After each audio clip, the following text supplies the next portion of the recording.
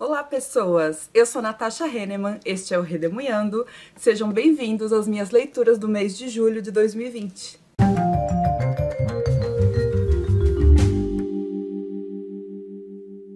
Então, julho eu tive umas fériasinhas, um recesso escolar, que foi muito necessário. Quem é professor e quem é aluno, esse ano de 2020 está muito puxado, mais puxado que os outros, por conta de toda essa adaptação ao ensino remoto que nós tivemos que fazer, por conta do tempo de tela que a gente está ficando na frente do computador, do celular. Esse é um tempo muito exaustivo, deixa a gente extremamente cansado. Então esse momento de pausa foi bastante necessário, mas ao mesmo tempo, também no mês de julho, eu precisei finalizar minha graduação, escrevi meu TCC, então não foi um mês 100% de descanso, inclusive não li tanto quanto eu pretendia, quanto eu gostaria, mas tá tudo certo, deu para descansar o quanto eu pude e deu para fazer algumas leituras excelentes, começando pelo incrível Arquivo das Crianças Perdidas, da Valéria Luiselli, pela editora Alfaguara. Este livro foi traduzido pelo Renato Marques e a dica foi do Darwin, do canal Seleção Literária. O Darwin apresentou esse como sendo um dos livros favoritos dele do ano de 2019 e na maratona de inverno do Vitor Almeida eu acabei lendo este aqui e também achei excelente. A autora é mexicana, então esse livro se encaixou no Desafio da Bárbara, do canal B de Barbárie, que consistia em ler um livro de autoria latino-americana. Então a autora é mexicana e conta a história de uma mulher mexicana que vive nos Estados Unidos e na verdade essa não é a tônica, isso não é o mais importante. Essa mulher tem uma filhinha, criança, ela se casa com um homem que tem um filho criança, um pouco mais velho do que a filha dela, e eles formam essa família que de uma hora para outra se vê ameaçada. O marido e a esposa são pesquisadores de paisagens sonoras, que é uma coisa sobre a qual eu nunca tinha ouvido falar, mas é muito interessante. Eles gravam por aí, na cidade de Nova York, inicialmente, os sons da cidade, de forma a registrar, formar um arquivo de sons da cidade de Nova York, tipo o som do metrô parando, o som das caixas registradoras. E quando acaba esse projeto de pesquisa conjunto dos dois, cada um quer fazer um caminho diferente, cada um quer montar um novo projeto. E é isso que meio que vai ameaçar separá-los. Ele quer ir por um caminho de estudar os povos indígenas norte-americanos e ela quer estudar as crianças perdidas, que são crianças imigrantes que tentam entrar nos Estados Unidos sozinhas, sem as suas famílias, são mandadas pelas famílias, mas vão sozinhas até a fronteira e não conseguem passar dessa fronteira. Então elas ficam num limbo, não conseguem nem entrar no país, nem voltar para o país de origem. E são milhares de crianças, isso é real, isso realmente acontece nos Estados Unidos e a autora pesquisou isso também. Esse livro ele tem um tonzinho um pouco autobiográfico no início dele. O Davi me mandou um texto muito interessante falando sobre isso, eu vou deixar aí no box de descrição se alguém quiser ler. Mas eu vou falar sobre o livro de uma forma mais completa num vídeo separado, só para ele, acho que merece. É um livro excelente, com certeza uma das melhores leituras do ano. Eu acho que a forma desse livro é muito interessante, ele começa sendo como se fosse um diário dessa mulher, que é um diário muito melancólico, e da metade pra frente muda tudo, muda o narrador, muda o tipo de narração, e pra mim essa mudança foi crucial para que o livro entrasse para esses melhores do ano. Li também o Necropolítica, do Achille Mbembe, publicado aqui no Brasil pela N1 Edições. A tradução é da Renata Santini, e esse, na verdade, é praticamente um artigo do historiador camaronês Achille Mbembe, explicando o que é esse conceito de necropolítica. Que, basicamente, se você olhar a palavra, a raiz da palavra, necro é morte, e política tem a ver com poder. Então, é o poder de morte que se tem sobre algumas populações, e especificamente que o Estado, que os governantes têm em relação a algumas parcelas da população. Só para vocês entenderem basicamente o conceito, eu vou ler só o primeiro parágrafo. Este ensaio pressupõe que a expressão máxima da soberania reside, em grande medida, no poder e na capacidade de ditar quem pode viver e quem deve morrer. E aí ele vai fazer várias conexões, tanto filosóficas, por exemplo, citando Michel Foucault, quanto históricas, E para mim a grande novidade foi ele conseguir fazer esse link com as colonizações que aconteceram da Europa em relação a outros continentes, especificamente ao africano, que é da onde ele vem. Vai falar muito então do imperialismo, do racismo de Estado. É um livro muito interessante, um artigo, um texto muito interessante. Eu pretendia fazer um vídeo separado para ele, mas eu acho que precisa de uma releitura para eu poder montar um roteiro direitinho. Então, por enquanto, fiquem com esse comentário. Mas fica a dica para vocês lerem, porque ó, ele é muito assim, inovador e muito atual. Todos esses livros que eu estou mencionando aqui, se vocês quiserem adquiri-los pela Amazon, por favor, utilize o meu link que está aí no box de descrição, porque comprando por esse link, aliás, nem precisa ser só livros, se você quiser comprar qualquer produto na Amazon, utilize o meu link, porque você não paga nada mais por isso e eu recebo uma pequena comissão pela venda. Inclusive, queria agradecer a todo mundo que compra pelo meu link. No mês de junho, foi muito importante a comissão que eu recebi, porque o meu cachorrinho precisou ir no veterinário e teve um monte de exame muito caro que ele fez. Então o orçamento no fim do mês ficou muito apertado e essa pequena comissão das vendas dos links da Amazon vieram em super bom momento. Então muito obrigada a vocês. E continuando aqui nas minhas leituras, li também este que estava parado na minha estante há muito tempo, A Pré-História Passo a Passo, da Colette Sweeney, com ilustrações de Loic Merret, pela editora Claro Enigma. A tradução é de Hildegard Feist e é um livro infantil que explica vários conceitos e vários processos importantes para entender aquele período que a gente chama de pré-história, que na Europa é mais ou menos antes de 3500 a.C. Então aqui ele apresenta a periodização, o surgimento dessa disciplina que é a pré-história, métodos de estudo, esclarece algumas dúvidas, como por exemplo, se homens e dinossauros conviveram, ou então se o ser humano veio do macaco, o que foram as eras glaciais.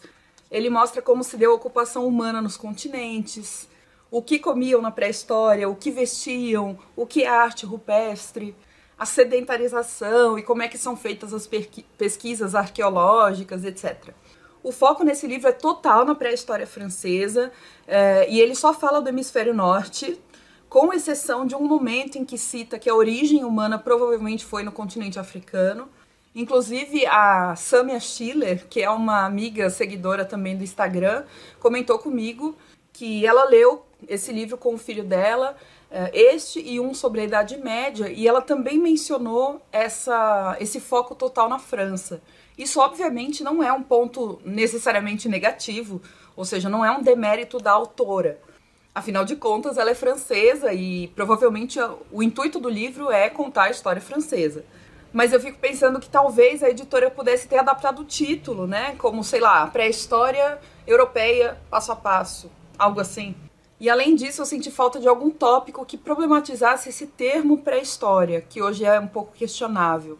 E, gente, as ilustrações pra mim são um ponto alto, eu acho que elas são divertidas, elas são coloridas, são bem informativas e ajudam na consolidação das ideias. Então aqui, por exemplo, está falando sobre a geologia a serviço da arqueologia.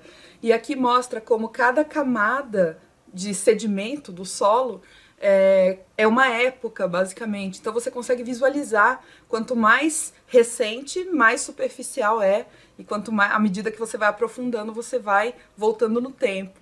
Então é um livro de informações bem gerais. Eu fiquei morrendo de vontade de ler alguma coisa sobre a pré-história do Brasil. Inclusive comprei um livrinho sobre isso, vou mostrar para vocês no book haul desse mês. E eu quero ler este outro logo, mas esse é bom também. A única coisa é que ele só se foca na Europa, então a gente tem que fazer os paralelos necessários. Também li em julho Eu, Tituba, Bruxa Negra de Salem, da Maryse Condé, pela editora Rosa dos Tempos. A tradução deste livro foi da Natália Borges Polesso e esse é um dos meus 12 livros para 2020. Eu tinha altas expectativas para ele, que infelizmente não foram correspondidas. Eu gostei menos do que eu achei que eu gostaria. Eu acho que, no geral, a protagonista é muito bem construída, as habilidades dela são bem interessantes. Ela tem habilidades espirituais e mágicas que a levam a ser acusada de bruxaria. Mas a parte de Salem e da caça às bruxas, que era o que muito me interessava, é só uma parte bem pequenininha do livro. Eu esperava que a maior parte fosse sobre isso, por causa do subtítulo. Fala da bruxa negra de Salem. Eu fiquei um pouco irritada com a protagonista, com a Tituba, por causa de um apego que ela teve a um determinado homem, que você percebia que não valia a pena ali o relacionamento dos dois. Eu não sei se alguém já leu este livro e também Um Defeito de Cor, mas eu senti uma certa similaridade dos dois, não sei se na escrita.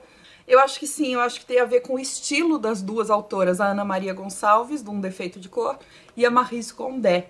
Embora eu ache a da Ana Maria Gonçalves mais detalhista, mais vívida, mas assim como aconteceu com Um Defeito de Cor, se você não viu ainda meu vídeo sobre ele, dá uma olhadinha, mas basicamente eu acho que a forma que essas duas histórias foram contadas não foi a forma mais interessante possível. Pelo menos assim, não me chamou a atenção. Me parece um texto um pouco transparente, é um relato. E essa é uma coisa que me chama muito a atenção pessoalmente, quando a forma de um livro é muito diferente. Como foi o caso, por exemplo, do Arquivo das Crianças Perdidas, que eu acabei de mostrar pra vocês, da autora mexicana. Eu acho que ela contou a história de uma forma diferente e isso me chamou a atenção. Aqui não foi o que aconteceu. Por outro lado, essa escrita mais transparente, que eu chamo, essa escrita que não tem uma forma que chama tanto a atenção, ela se torna mais fluida, ela torna a leitura mais fluida. Então foi uma leitura relativamente rápida e eu amei o prefácio que foi escrito pela Conceição Evaristo. Achei o prefácio primoroso, muito bem escrito. A escrita dela tem esse tempero que me encanta e ela aponta aqui alguns aspectos muito essenciais da obra, que tem a ver com ancestralidade, tem a ver com a negritude da protagonista e tem a ver com os silêncios que se faz a respeito de mulheres negras ao longo da história. Outro que eu li em julho foi A Arte de Viver, do Epiteto, numa nova interpretação de Sharon Lebel, ou Lebel, não sei como é que se diz o sobrenome dela. A editora é a Sextante e a tradução é da Maria Luísa Newlands de Silveira. Esse livro é um pouco esquisito para mim porque eu não sei se é exatamente o texto do Epiteto ou se é um texto... tá colocando aqui uma nova interpretação, mas eu não sei se foi escrito por essa Sharon Lebel. Eu fiquei um pouco confusa e isso me incomodou. Eu li este livro porque eu tô acompanhando as aulas de História da Filosofia de um canal chamado Isto Não É Filosofia, que eu amo. Inclusive indiquei esse canal para vocês em um outro vídeo, vou deixar o link para esse vídeo no box de descrição e nos cards. E os donos e proprietários do canal Isto Não É Filosofia, o Vitor Lima e a Evelyn Lima, me chamaram para participar de lives no Instagram ao longo do mês de julho. Então, todo sábado a gente se reuniu no Instagram, a gente fazia essa transmissão ao vivo, para debater os temas da aula de sexta-feira. Então, eu acabei lendo livros relacionados com esses temas, que eram as filosofias helenísticas. Este livro faz referência especificamente à filosofia estoica. Epiteto foi um escravo na época do Império Romano, mas que era um escravo filósofo, olha só que doideira. E ele fez uma espécie de manual de como viver a vida, uma série de conselhos. Inclusive, uma das perguntas que eu fiz pro Vitor lá na live foi qual que é a diferença desse tipo de filosofia, que é uma filosofia muito voltada para a ética, para o como eu devo agir, para as autoajudas mais rasas que a gente vê hoje em dia. E ele respondeu lá, quem quiser assistir, tá no Instagram deles, que é @isto-não-é-filosofia, tá tudo salvo. E a filosofia estoica é uma das que eu acho mais difíceis da gente seguir, mas também uma das que mais me atrai, uma das que mais me ensina coisas novas. Os estoicos diziam que todos os acontecimentos da vida são necessários e que a gente precisa aprender o que está nas nossas mãos e o que não está. Então, assim, é um livro bom, ele tem esse tom de autoajuda, esse tom de aconselhamento muito forte. Então, só para vocês terem uma noção, ó, esse capítulozinho aqui caráter é mais importante que reputação. E aí, um dos conselhos que ele dá nesse texto é: deixe de se incomodar com ideias como as pessoas pensam mal de mim e não sou ninguém. Mesmo que sua reputação precisasse ser levada em conta, você não é responsável pelo que os outros pensam ao seu respeito. Ou seja, não está nas suas mãos controlar o pensamento das outras pessoas. Então você não deve se preocupar com isso, você não deve se estressar com isso. muito difícil de agir desse jeito, né? Mas os conselhos dos estoicos sempre são muito nesse sentido. É um livro bem legal, mas eu fiquei confusa com essa questão da autoria e da interpretação. Eu não sei se a interpretação dessa autora foi direta ou foi, sei lá, não sei, não entendi. Embora no começo ela fale alguma coisinha sobre isso, mas não me esclareceu. E também por causa das lives eu acabei relendo Diógenes, o Homem-Cão, contado pelo Ian Marchand e ilustrado pelo Vincent Sorel, publicado no Brasil pela Martins Fontes e traduzido pelo André Telles. Também é um livro infantil que conta a história do Diógenes, que é o representante máximo da escola cínica, que também é uma filosofia helenística. Só que ele dizia que para você atingir a paz de espírito, é necessário você se afastar das convenções humanas, se afastar daquilo que não é natural, em termos de natureza humana mesmo. Então, por exemplo, todas as riquezas, todas as coisas materiais são muito mais um fardo, veja aqui a pessoa carregando as coisas materiais nas costas, do que um benefício. Então ele propõe que a gente se afaste, se desapegue dessas coisas, do poder, do dinheiro, e que a gente se aproxime de uma vida mais simples e viva como um cão. Por isso que ele é conhecido como o Homem-Cão. Eu adoro esse livro, eu gosto dessa coleção, que é a coleção Pequenos Filósofos, da Martins Fontes, ou melhor, Pequeno Filósofo. Aqui tem até uma listinha de quais filósofos são tratados. São espécies de mini-biografias dos filósofos contados para crianças, com essas ilustrações muito bonitas também. Eu li 2 e-books durante esse mês de julho. Um deles chama-se O Homem Vazio, é do Tiago Lee, e eu acho que é uma edição independente. Conta a história do Otto. Então ele é o nosso protagonista, que é um jovem adulto que vive na cidade de São Paulo, e um certo dia ele esbarra com ele mesmo, andando pelas ruas de São Paulo. E ele acha aquilo um absurdo, tipo, não é uma pessoa igual a ele, é ele mesmo. E ele descobre que existe uma outra São Paulo, que ocupa mais ou menos o mesmo espaço, só que num outro plano. Então esse livro é uma fantasia urbana. Eu gostei muito do fato de se passar na cidade de São Paulo, porque é uma cidade que eu conheço, eu morei lá por algum tempo, enquanto eu fiz minha graduação em História. Então eu tenho familiaridade com alguns lugares que ele menciona no livro, isso sempre é muito legal. E é um livro que vai revelando mistérios, né? Tem esse mistério, o que é essa outra São Paulo? Algumas pessoas estão desaparecendo da São Paulo do lado de cá, que é a que a gente vive, e aí a gente tem que meio que tentar descobrir por que essas pessoas estão desaparecendo, para onde que elas estão indo, o que acontece com essas pessoas. E tem os dramas pessoais do protagonista.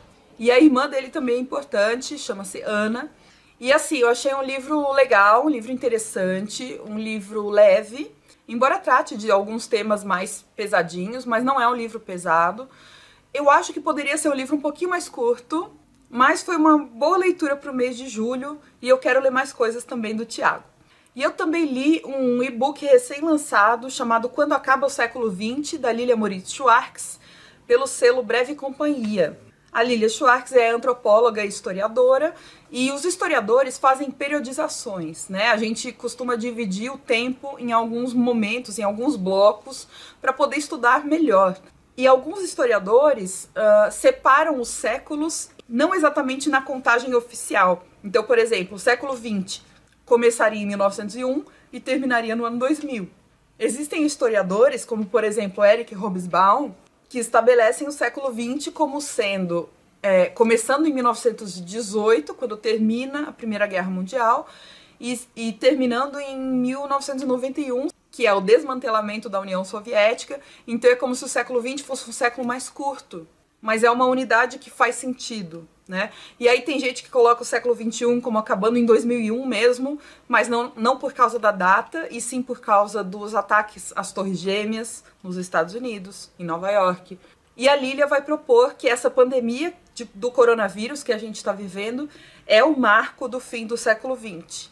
Esse não é exatamente o foco do livro, que aliás é um texto curto, é quase como se fosse um artigo também. Tava gratuito, inclusive, dá uma olhadinha no link aí embaixo que eu vou deixar, se você quiser baixar, e só verifica se ele ainda está gratuito. Mas ela faz uma análise interessante do período que nós estamos vivendo, das desigualdades dentro desse período, principalmente no Brasil, desigualdades de gênero, de raça, de classe, quem é mais afetado no Brasil pelo Covid-19. Ela olha para a nossa história para constatar que a gente repete os mesmos erros do passado. O ser humano é teimoso, insiste em não olhar para o passado e aprender com ele.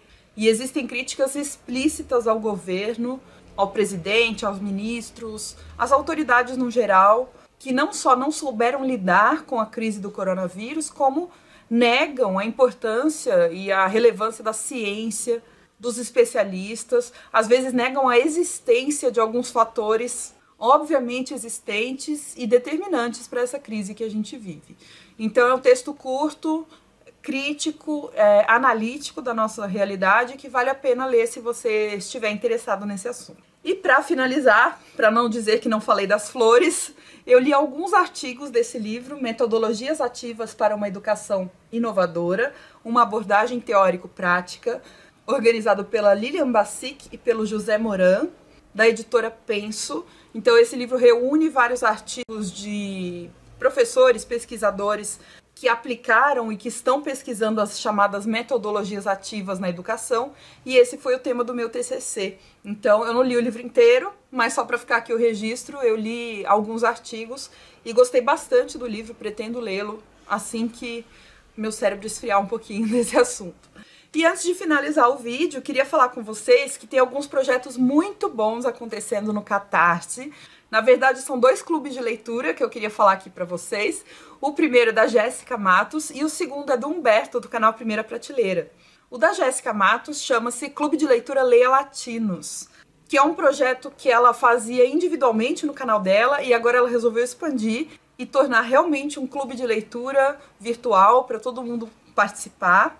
Então eu vou deixar o link para o clube dela aí no box de descrição. E para o clube do Humberto também, que chama-se Clube de Literatura Brasileira Contemporânea, que também é uma leitura coletiva que o Humberto já faz há algum tempo no canal dele, funciona super bem, já participei. E ele agora está fazendo algo mais profissional. Se você quiser assinar o clube de leitura, ele envia o livro para você. Então tem toda uma série de vantagens aí para quem quiser colaborar financeiramente com esses 2 projetos que são incríveis. E além disso, queria convidar vocês, principalmente quem está querendo prestar Enem, vestibular, concursos, para visitarem a plataforma da qual eu faço parte, chama-se Filo na Rede. Eu apresentei um pouquinho dela também no vídeo em que eu indico vários canais de filosofia. Mas a ideia do Filo na Rede é que vocês vão ter uma equipe de especialistas que são professores, assim como eu, inclusive eu sou uma delas. No Filo na Rede eu dou aulas de história, mas existem professores de gramática, de filosofia, de sociologia, de atualidades, e a nossa ideia é fornecer para você argumentos interessantes para vocês usarem na redação. Nós separamos vários temas de redação de vestibulares anteriores, temas inéditos, e a gente vai te dar um arsenal de pensadores, de filósofos, de argumentos históricos, para você, na hora da sua prova ali de concurso, de redação, ter munição para poder aplicar na redação. Porque vocês sabem que cada redação vai exigir um argumento diferente, então você precisa ter essa bagagem. É isso que a gente quer fornecer para vocês. Além disso, tem cursos de aprofundamento de filosofia, de sociologia, tem gramática aplicada à redação, tem outros cursos, tem resolução de exercícios, tem aprofundamento, leitura de textos filosóficos e sociológicos, para quem tem mais dificuldade com esses assuntos. Então, se vocês quiserem visitar a gente, ficaremos muito felizes. É filonared.com.br. E vocês podem também seguir a gente no Instagram, @filonared, que sempre tem novidade por lá. Aproveitem e me sigam também, @redemunhando, e a gente vai se falando também pelo Instagram, tá? Mas, por favor, deixem um comentário aqui no vídeo, deixe o seu joinha, que sempre me ajuda bastante. Recomenda o vídeo para os seus amigos se você acha que o conteúdo aqui vale a pena, que seus amigos vão gostar. E se inscreva no canal se você não é inscrito, tá bom? Um beijo pra vocês, até o próximo vídeo. Tchau!